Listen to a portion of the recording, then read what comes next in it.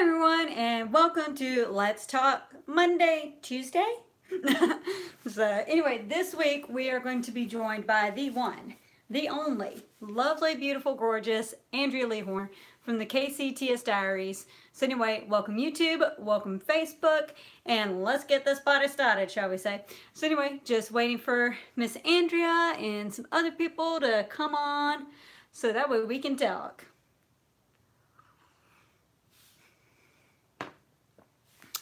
So, hey Marina and Andrea, whenever you jump in, just go ahead and comment and I can bring you on. Hey Amy! So, anyway, we're going to be talking about, there she is, and Andrea. Oh. Okay, let's see. Okay. So, Andrea, let's see.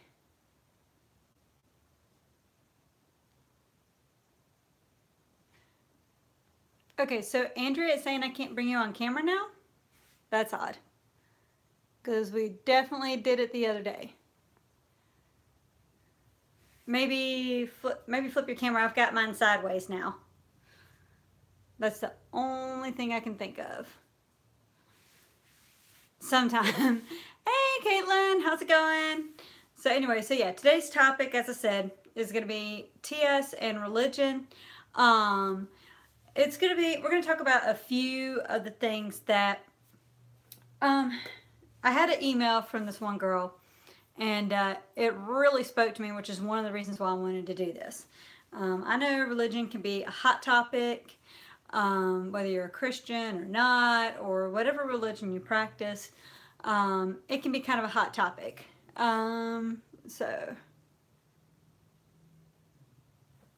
Okay, now it's letting me, okay, it says adding. So that's a good sign, as we say. And also, when it comes to TS, what do I do, people? I drink and I know things. Andrea! There she is. The one, the only, the gorgeous Miss Andrea Lee Horner. Ladies, so if y'all...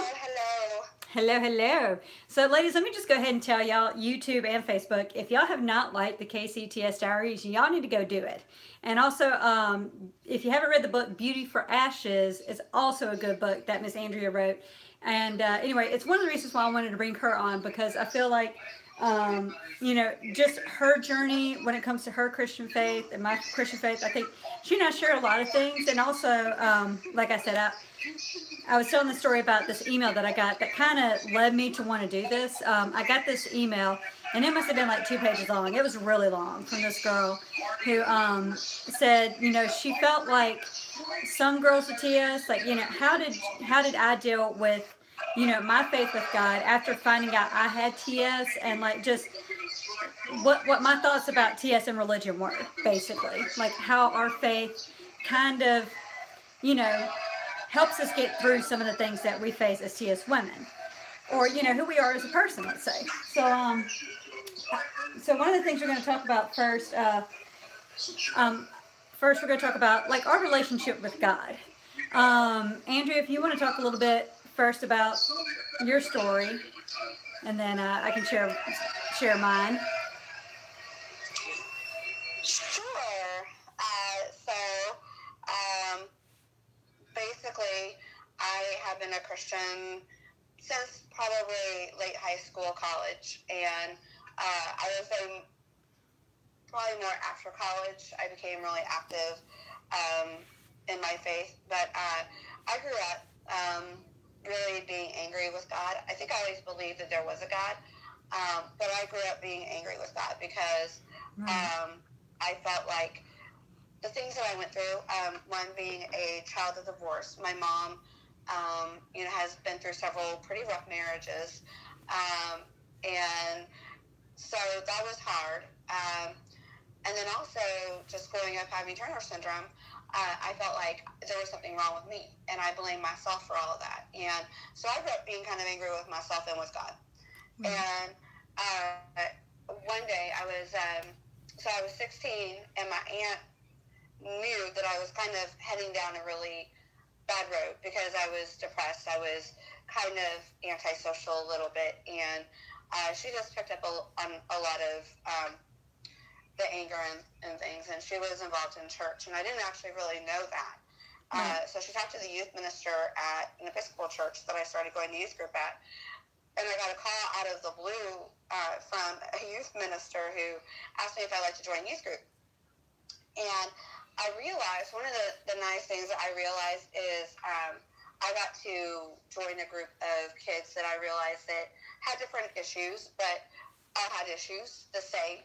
Right. And the one thing that I think, like as far as Christians and church, that I think kind of gets misconstrued a little bit is that we're perfect. And that we must have amazing lives and everything's great, everything's wonderful, and we're just perfect and never make mistakes or anything. Right. We're broken people. You know, we hurt, we have depression, we deal with all kinds of stuff.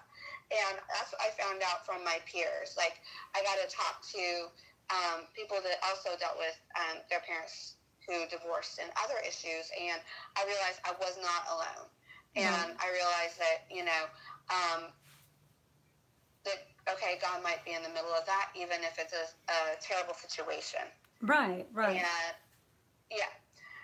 And so that kind of what started it for me. And, you know, beauty for ashes comes from the verse that says that he will turn your ashes for beauty.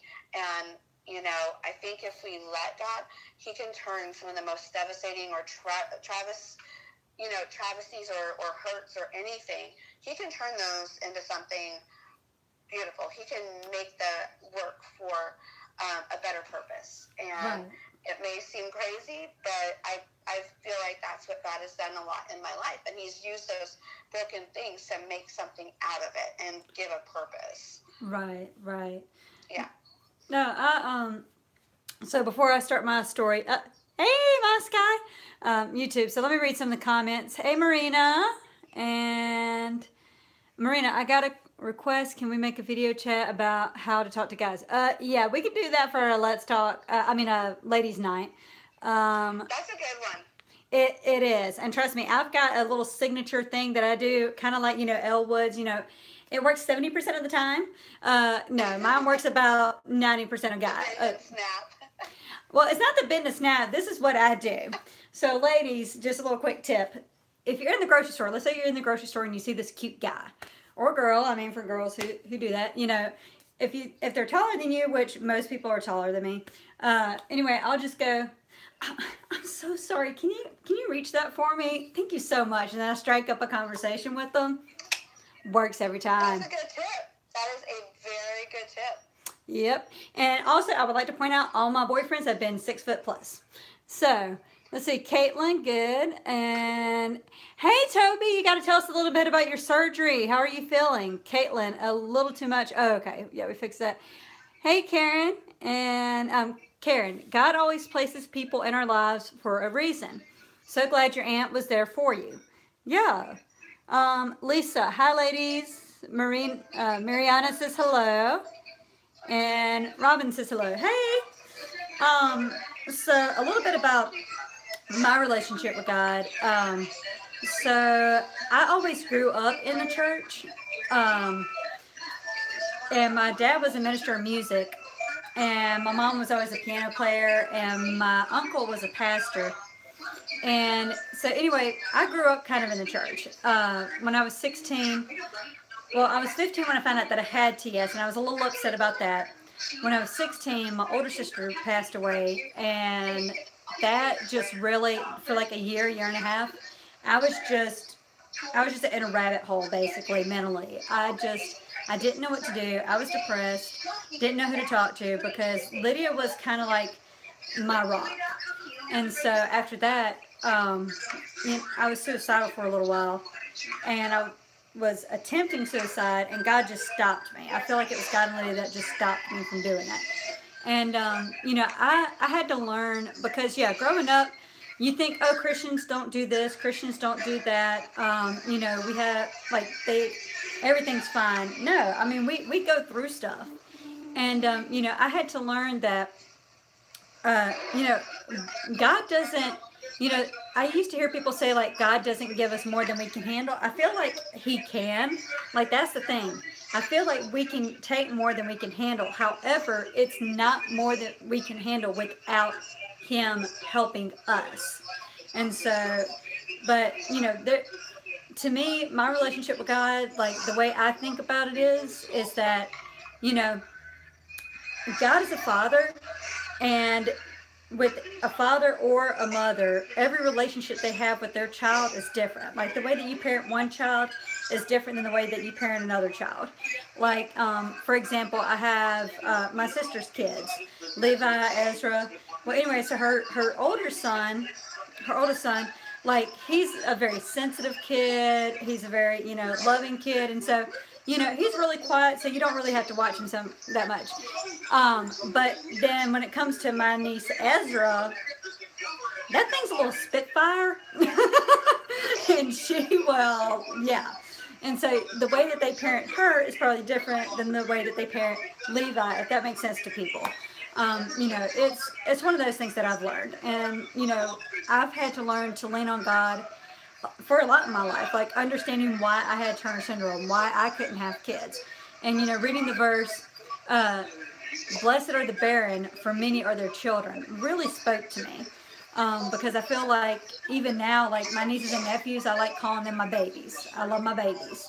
Um, and so, excuse me, I call them my babies because I love them and they love me being Aunt Beth. And not only that, but I feel like for my time, you know, if I had other things going on, like I couldn't do what I do, if that makes sense. And like I said, I feel like God gives certain people things for a reason. So, hey Elizabeth, how's it going? Hey Deborah, Taylor. So anyway, but yeah, so I guess part of that would be also our relationships with God. Um, Kind of like I also use my relationship with God to kind of I've used my relationship with God to kind of guide me through the tough times. Do you want to talk a little bit about that? Like God guiding us through the tough times. Let's say. Sure. Well, I can tell you one experience that was probably the most, well, in the most recent past of mine. There's a good number of examples, but this one's close to me just because, it could have gone a completely different way. Um, and so a few years back, it's back in 2013, okay? I lost my job. I took a job. Mm-hmm. And so I took a chance. I left a job and gave notice to where I was working and took another job that was more in my field.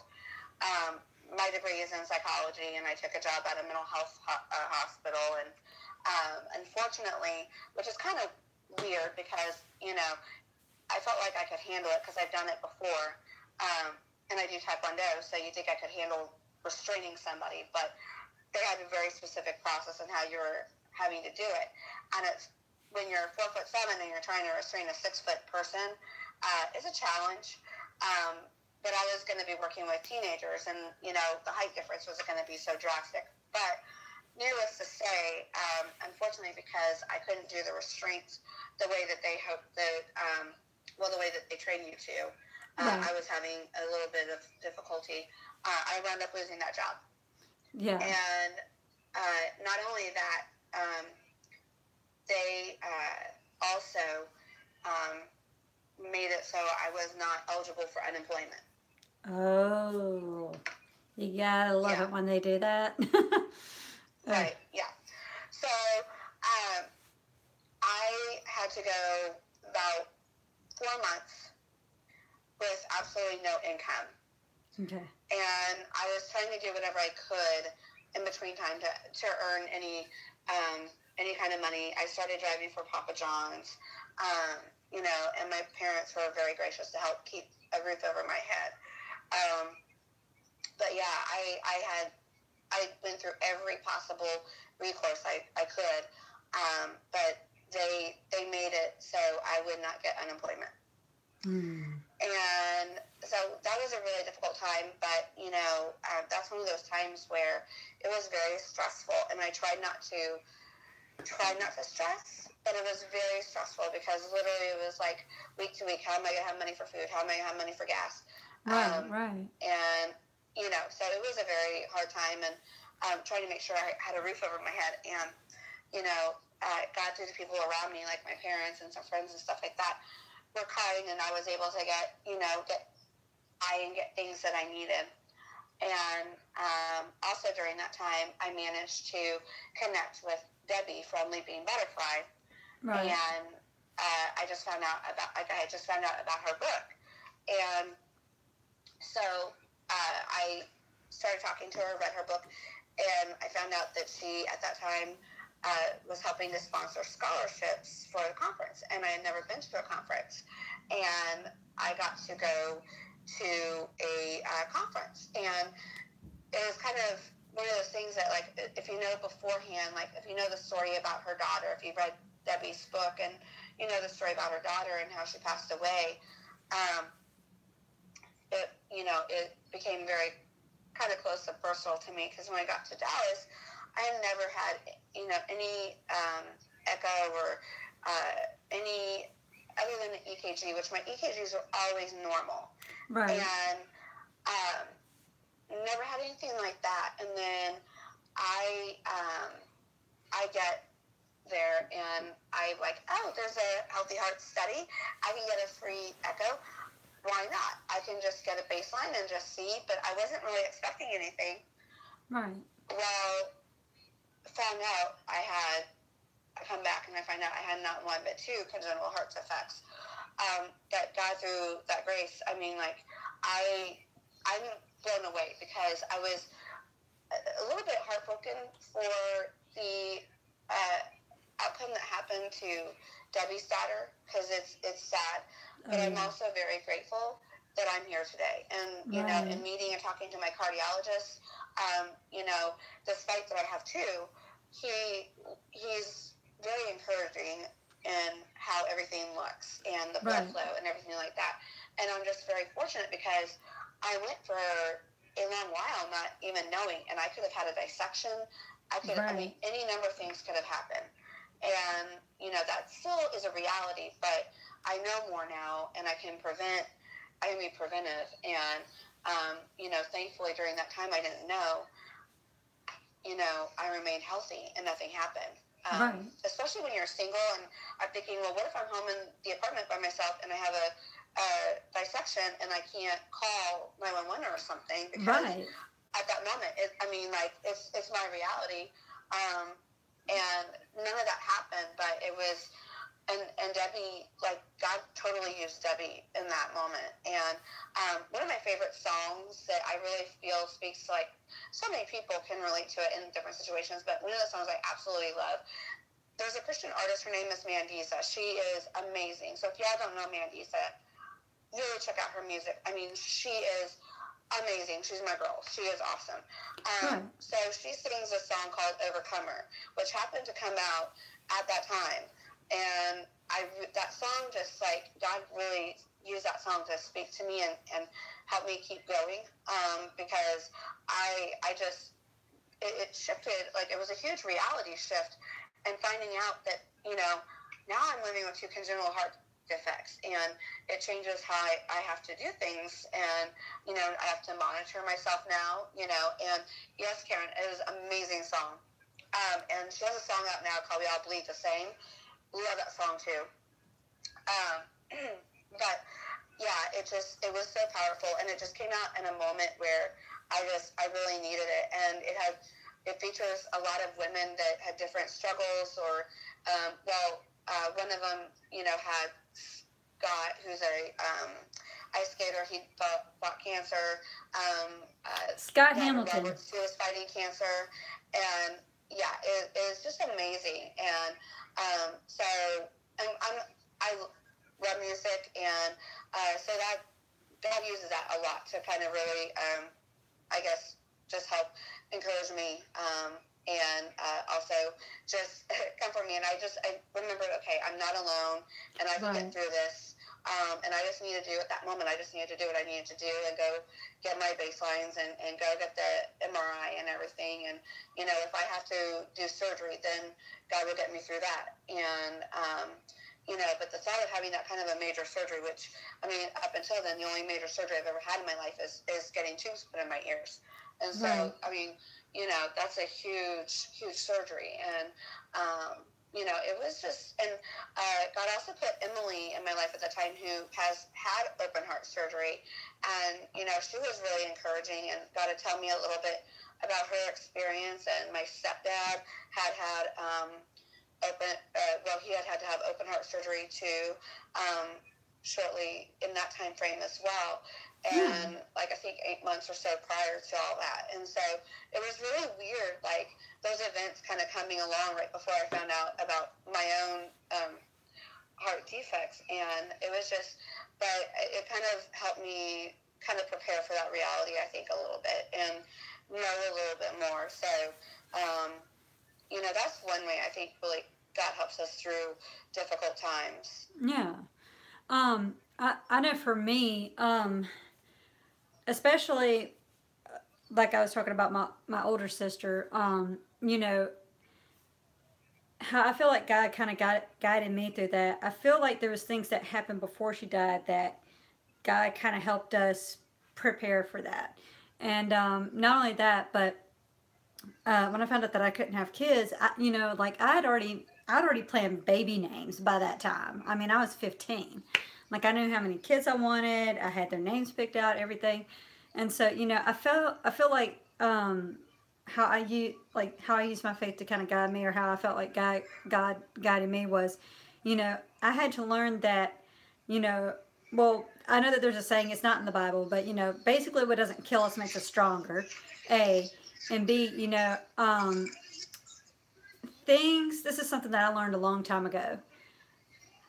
I was on a mountain and there was like this ski path. I think I've told this story before. There was like this. I was hiking up this mountain to ski, and it was really hard to trek up. But if you can find somebody's boot prints and like walk behind somebody, it's so much easier. And anyway, oh, it's getting like really loud.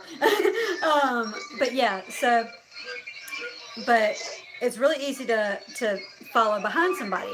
Well, anyway, so I started walking in these boot prints.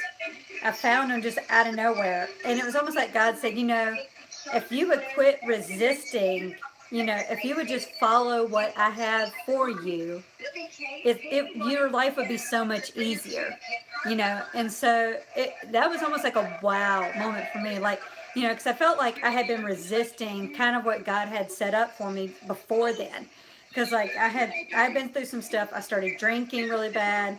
Like I basically spent 8 months in a bottle. I don't know if anybody knows that, but I spent 8 months in a bottle, just getting drunk, doing things that I wanted to do, and not really caring about, you know, like really caring about my relationship with God. But it took me going to a bad place to realize how good I had it with God.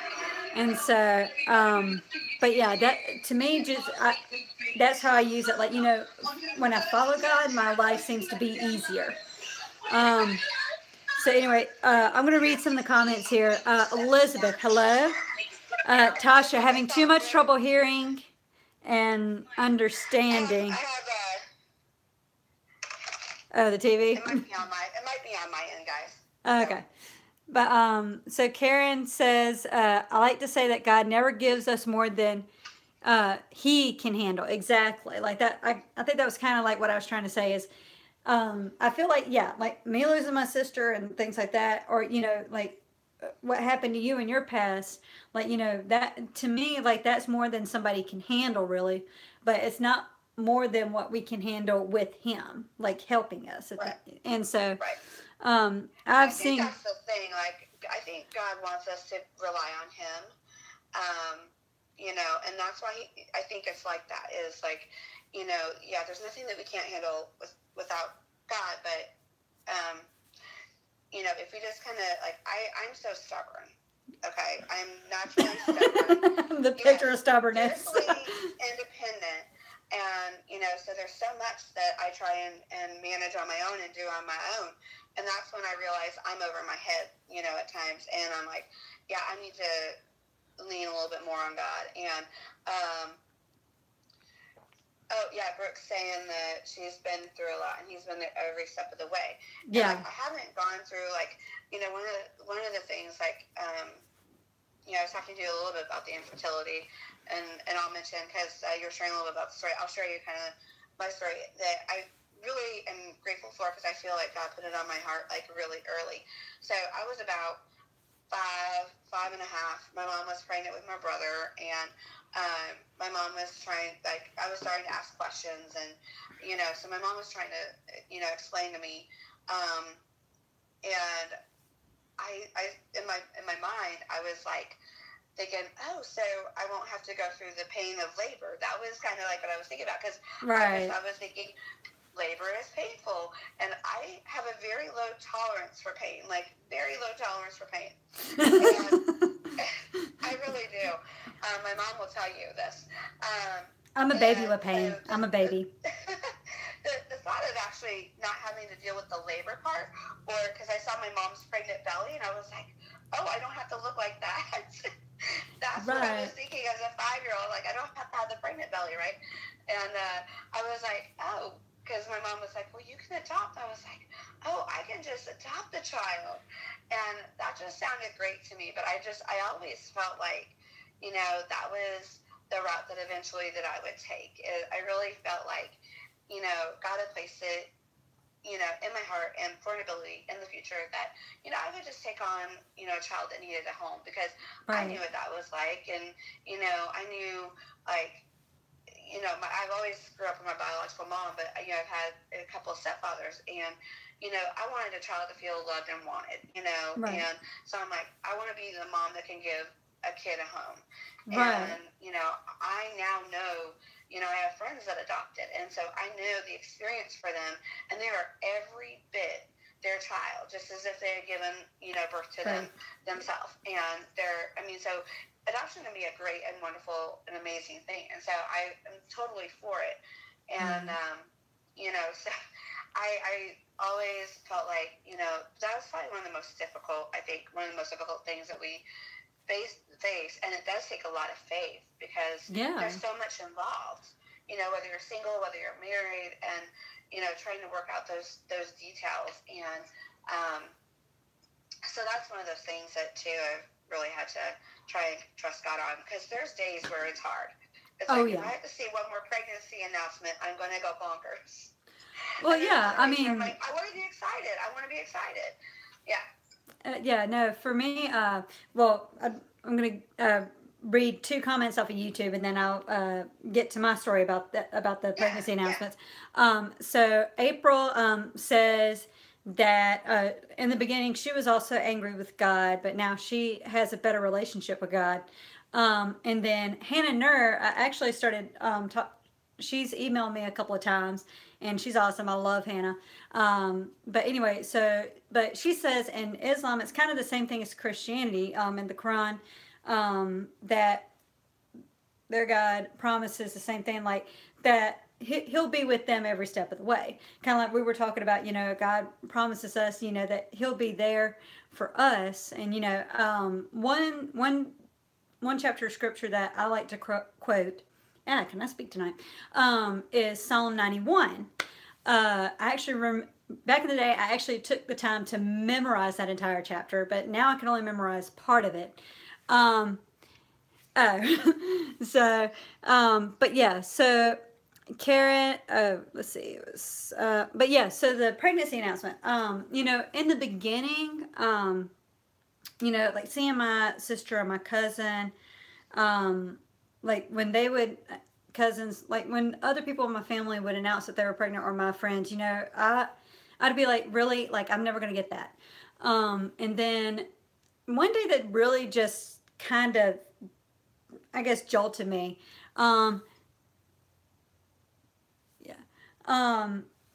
But to me, I was sitting at a Burger King in Japan. I had to go get a burger. Why did I have to go get a burger that day?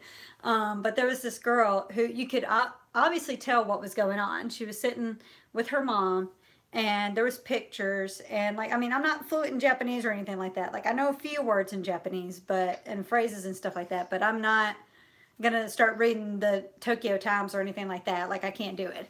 But I could obviously tell what was going on. She was telling her mom that she was pregnant.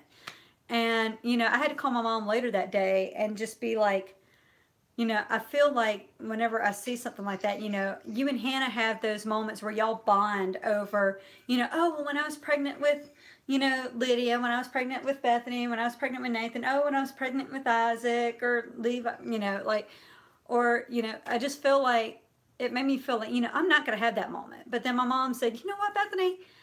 Well, my older sister back in the day had said, I had told her I wasn't going to have anyone to call me mommy. And she said, Bethany, there's so many kids out there that have, they sit there and they say, I don't have anyone to call mommy. You're going to make one of those kids very happy. And, so I think about that. And like my mom, she said the same thing. She was like, you might not have those moments with me, but I'm not going to know what it feels like to adopt a kid, and, she said, we're going to have, we can still have other moments that we bond over. And, it's kind of like what you said. It's not about who gives birth to the child. It's who raises the child. That's all that matters. You're right. So Karen says, love that song. Now YouTube's not showing me the comments. Sarah Lawson says that's an awesome song. It's the when you were talking about Overcomer. Right. Yeah, that's when we were talking about Overcomer. Yeah. Yeah. Brooke says hi, and then okay, yeah, we fixed that. Brooke, I like that. So true. I've been through a lot. He's been there every step of the way. Brooke, he's been helping me through the infertility side so much. I'd be so broken in without him. And an amazing cubby doesn't hurt either. I mean, great partners don't hurt.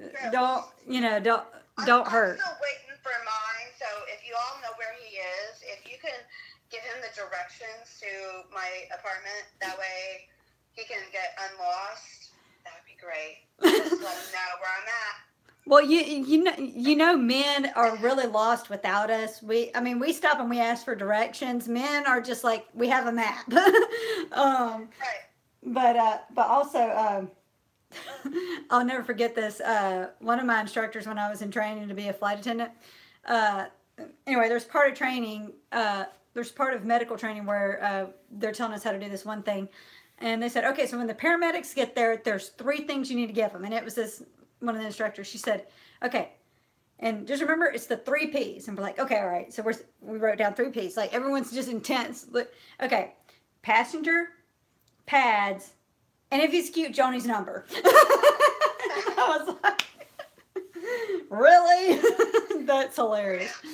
But yeah, Sarah Lawson, we all can tend to do that. We need to have a conversation about dating because, girl, I got stories and stuff that we can have a nice girls talk about. Yeah. No. Yeah, and I'm laughing at Brooke. I just saw her comment about I'll send them right over. Yeah, it's Brooke. I appreciate it. That's great. Yeah, perfect. But yeah, Hannah was also talking about God and Islam, but I can't fully read the comment right now. Sarah says we all can tend to do that, Andrea, but yes, are given nothing more than we can handle with him there with us. Karen says, absolutely, he wants us to rely on him completely. When we do that, we have access to his strength. In our trials and suffering, we are closest to him, and he used those to make us grow in holiness. With respect to infertility, God used my desire to have children and helped me channel it into my career working with children. Oh, okay. Yeah. Oh, yeah, that's right. Yeah, she does work with children. And that's another thing, too. That's a great point is, like, God sometimes answers it in a different way than we than what we expect. And And, you know, so yeah, working with children, that might be another way to, you know, fulfill. And just like, you know, Bethany was talking about, you know, her nieces and you know, being an aunt and, you know, being a, sort of a mother, you know, mother figure in a way. And also, I would like to say I have the best and cute. Oh, sorry. I would just side note. I like to say I have the best and cutest nieces and nephews. There's facts. Y'all can Google them. Yeah. Yeah. And like, you know, I have friends that have kids, and one of my friends, I've known her since college, and you know, she's a really sweet friend, and she has a little girl, and I mean, you know, she is the cutest thing. I saw her on the day that she was born, and I have fun watching her grow, and I feel like, sort of like, you know, I get called Aunt Ziggy. And Aww. so I know, and she is the cutest 4-year-old. I mean, you could. I mean, she really is, and she's just so sweet, and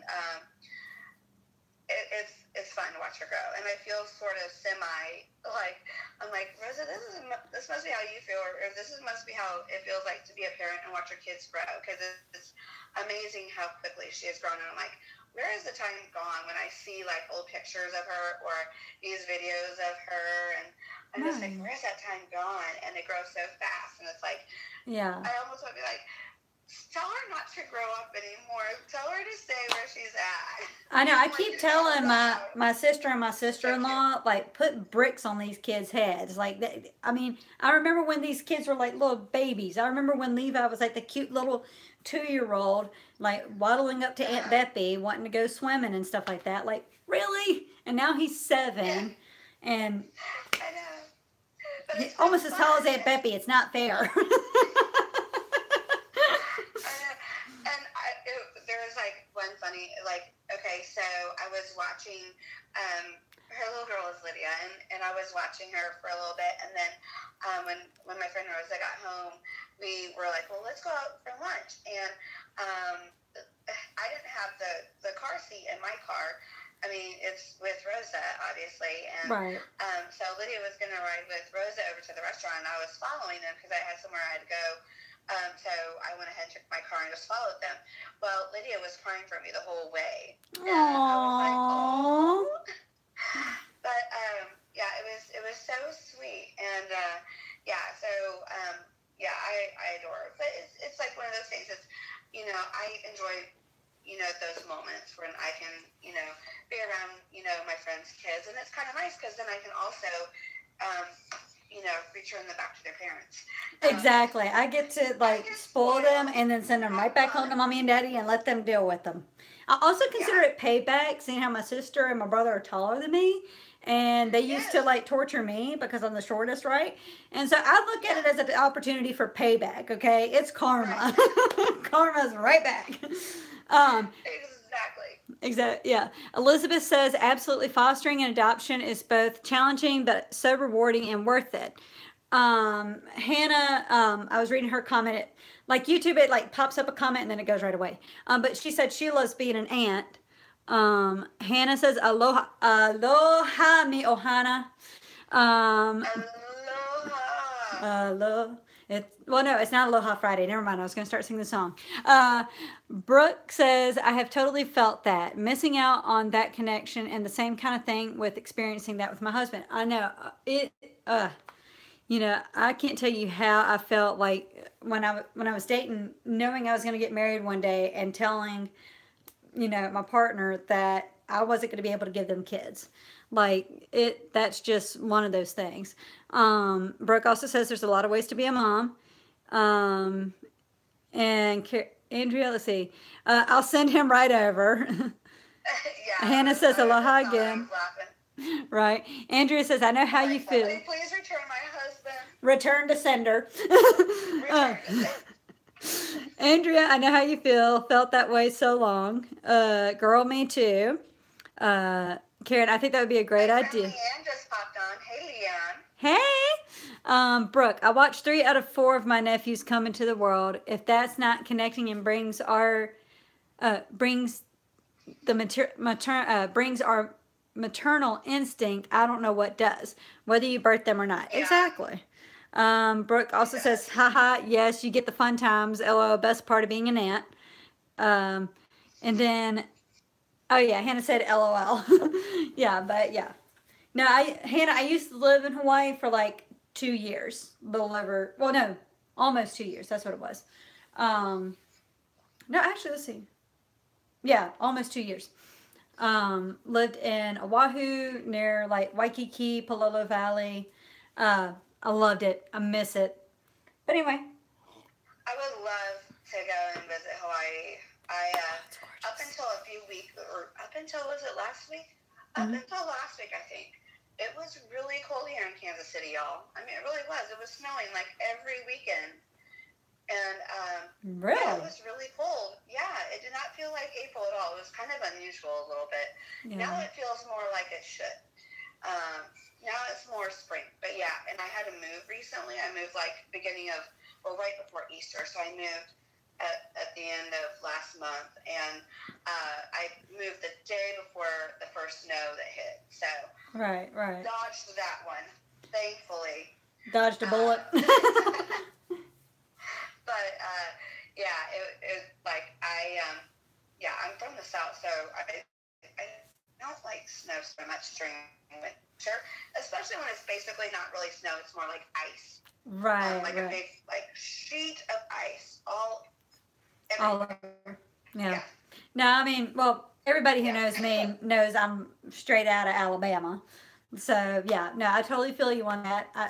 I don't do. Yeah. Oh, hey Tim, stop by to say hi. Hope you are having a wonderful day. But yeah, no, I like the warm weather more than the cold weather. If it snows, I want it to be like thick snow to where I can go skiing because I'm also a ski bum.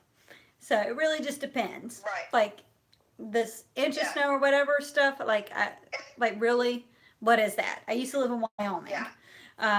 I want to go skiing. If it's gonna snow. Snow, exactly. Like make up your mind. And yeah, obviously spring got canceled this year. Nobody got the memo, but there's that. Yeah, spring got canceled. Yeah. Yeah, I guess that one got returned to sender as well. My parents live in Texas right now. They're down in Texas because my brother lives in Texas, and Yes. my parents are near Rockport, or they're in Rockport, and so it's really nice there. And they like to make me jealous, and they send me pictures of the beach, and it's so torturous to be at the beach. I'm like, not right. Not fair. But I know I'm gonna try and hopefully go down there soon. But yeah, I miss it. Hey, Sarah and Cassidy just. Hey, Cassidy. Karen, I knew there was a reason I liked you, Bethany. I grew up skiing too. Was pretty good at it too. Yeah, I miss skiing. Karen, I'm gonna have to send you some of my skiing videos. Like when I say I was skiing, I was doing like double black diamonds at time. I love to ski, and I would hike. Like I would hike up and ski down, and that was the story I was talking about earlier. Basically, me and a couple friends, we just put our skis on our back with our packs and hiked up. And we hiked up like I want to say it was like 2,000 feet. We climbed 2,000 feet, and then we skied down. It was a lot. It sounds more intensive what it actually is, but at the same time, like depending on how deep that snow is, it's not easy.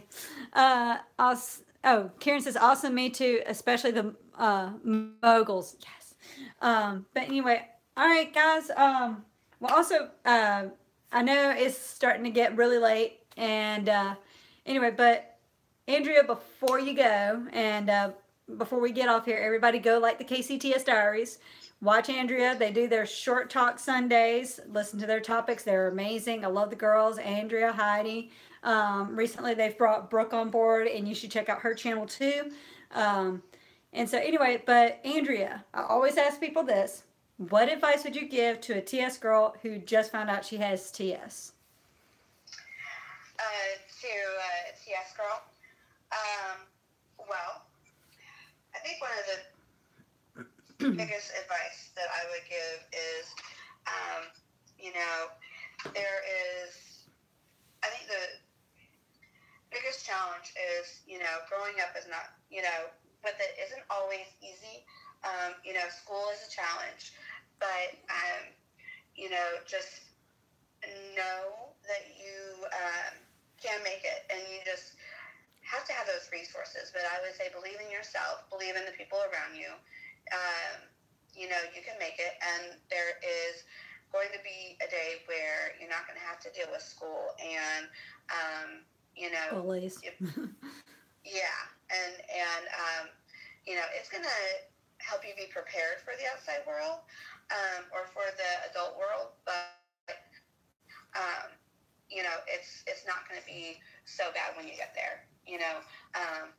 And yeah, I would say, you know, believe in yourself, and you know, believe in God. I would leave with like one of the you know, things that I tell myself, or that I learned, is one, you know, we are fearfully and wonderfully made. And also I learned, and there's a scripture that says, we have a spirit of, basically saying we have a spirit of courage and not fear. And if we trust God, we can be brave, and we can be strong in our circumstances and make it through it. And we have a spirit of fear and not timidity. So yes, that's what Yeah. I mean, I basically would second all that, and not only that, but you know, speaking of, you know, like fear and courage, you know, God also says in the Bible, you know, that He doesn't give us a spirit of fear, but of peace and a sound mind. And so I always try to think about that whenever I'm confused about something or I just don't know what to do. I'm like, wait a minute, is this peaceful? Do I have a sound mind? Nope.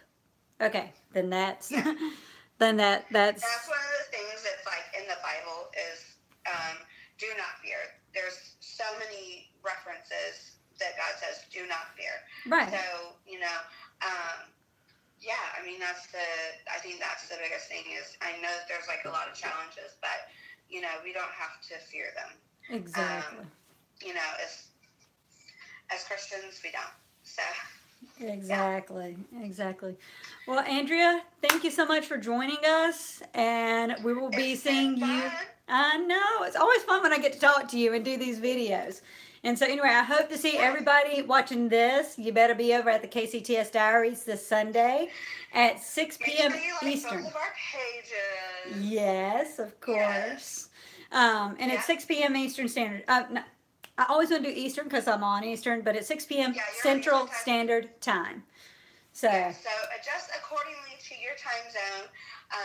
But yes, it's 6 p.m. and we're going to be doing a little road trip this weekend. So we will bring videos on the road this week. So just look for a pop-up, like our pages, and look for a pop-up for us to go live. So, because you never know what we're going to get into.